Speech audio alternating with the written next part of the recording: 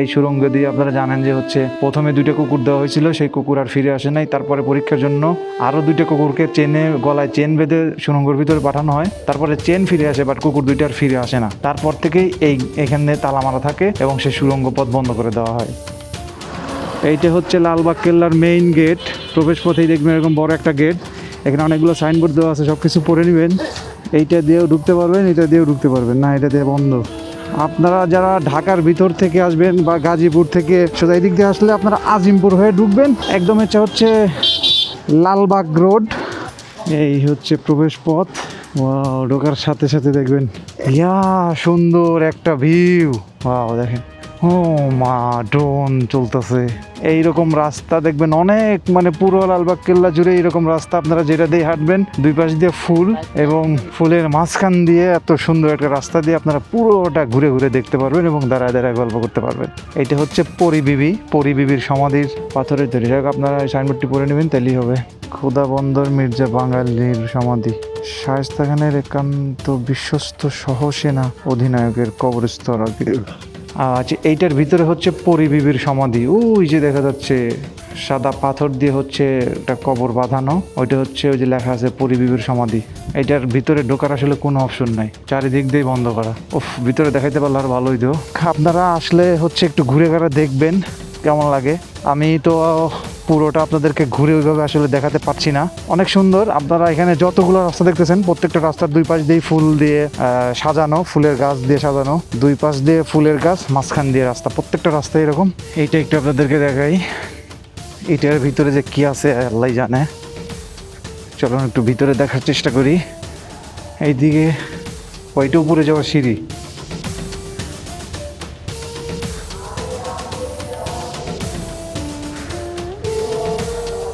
দেখি, বাবারে, এইখানে কি আছে? কিছুই নাই। এইটা হচ্ছে পুকুর। পরিবিবি এখানে গোসল করতো নাকি কে জানে, আল্লাহ জানে। পুকুরটা শুকিয়ে গেছে, কিন্তু পুকুরটা তো অনেক গর্ত ভিতরে, অনেক সুন্দর সিঁড়ি করা। আমি তো সুড়ঙ্গ খুঁজতে খুঁজতে আমার জীবন শেষ, তাহলে আমি সুড়ঙ্গটা খুঁজে পাবো না। এই যে সুড়ঙ্গ গেট দেখছেন, গোপন সুড়ঙ্গর গেট, এখানে লেখাটা মুছে গেছে। আল্লাহ, দেখেন এই যে, এইটাই কিন্তু সেই বিখ্যাত সুড়ঙ্গ যেইখানে প্রথমে 2টা কুকুর পাঠানো হয়েছিল, ওরা ফিরে আসে নাই। পরে মানুষ গেলে বা কুকুর গেলে ফিরে আসবে কিনা সেটা দেখার জন্য আরও 2টা কুকুরকে গলায় শিকল বেঁধে পাঠানো হয়েছিল। পরে ওই 2টা কুকুরও কিন্তু ফিরে আসে নাই, কিন্তু শুধু শিকলটাই ফিরে আসছে। তারপর থেকে এই সুড়ঙ্গটা বন্ধ করে দেওয়া হয়েছে, যে তালাবদ্ধ করে রাখা হয়েছে। এটাই প্রবেশ সম্পূর্ণ নিষেধ। দেখেন, এটাই সেই সুড়ঙ্গ। আল্লাহ, এইটার ভিতর দিয়ে হয়তো ওই দিক দিয়ে চলে গেছে। আরে বাবা, দেখেন কি অবস্থা, পুরো ভয়ঙ্কর। এই লাইটগুলো মনে হয় চলে, এখন নষ্ট হয়ে গেছে। এইটাই কিন্তু আপনার সুড়ঙ্গ। আপনারা লালবাগ কেল্লার মেইন গেট দিয়ে সরাসরি যখন ঢুকবেন, সরাসরি ঢুকে প্রথমে পাবেন হচ্ছে পরিবিবির সমাধিস্থল। তারপরে ওইখান থেকে হাতের বাম দিকে একদম ভাঙ্গা টাইপের এই বিল্ডিংটাতেই কিন্তু এই লালবাগ কেল্লার সেই মেইন আকর্ষণ সুড়ঙ্গ, সেই ভয়াবহ সুড়ঙ্গটা কিন্তু এখানে পেয়ে যাবেন। হয়তো যারা নতুন আসবেন, অনেক খোঁজাখুঁজি করার কোনো দরকার নেই, সোজা এই কানিতে, একদম সোজা মেইন গেট দিয়ে ঢুকে হাতের বাম পাশে শেষ মাথার কানিতে ঢুকে পড়বেন, তাইলে পেয়ে যাবেন।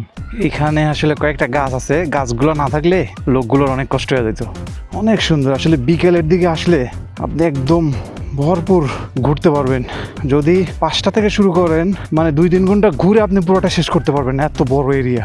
এইটা হচ্ছে একদম মেইন গেট দিয়ে ঢুকে সোজা সামনে আসলে এই জায়গাটা একদম সোজা সামনে আসলে এই জায়গাটা, মাঝখানে এই যে পরিবিবির সমাধিস্থল পার হয়ে এই জায়গাটা। এখন হচ্ছে চলে যাওয়ার পালা। অলমোস্ট আপনাদেরকে 90% দেখিয়ে ফেলছি। গোলাপ ফুলের গাছ। আচ্ছা চলুন, এবার আপনাদেরকে একটু ড্রোন দিয়ে ঘুরে ঘুরে দেখাই কেমন লাগে পুরো এরিয়াটা।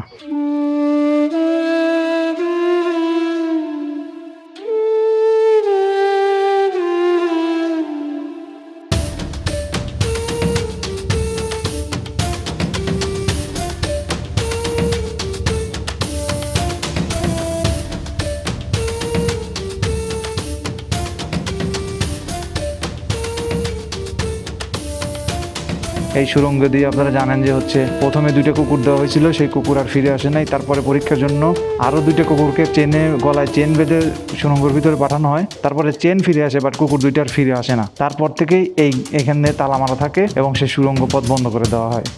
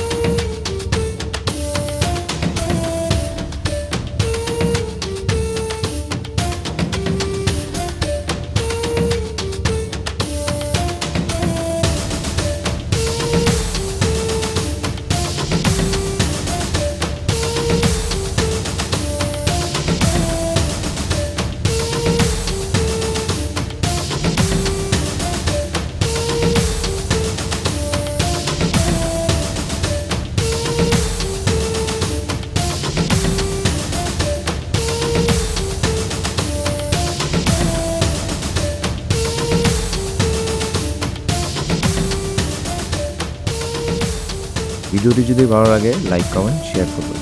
ভিডিওটি এখানে শেষ করছি। দেখা হচ্ছে নতুন কোনো ভিডিও নিয়ে। এ পর্যন্ত সবাই ভালো থাকবেন, সুস্থ থাকবেন। আল্লাহ হাফেজ, আসসালামু আলাইকুম।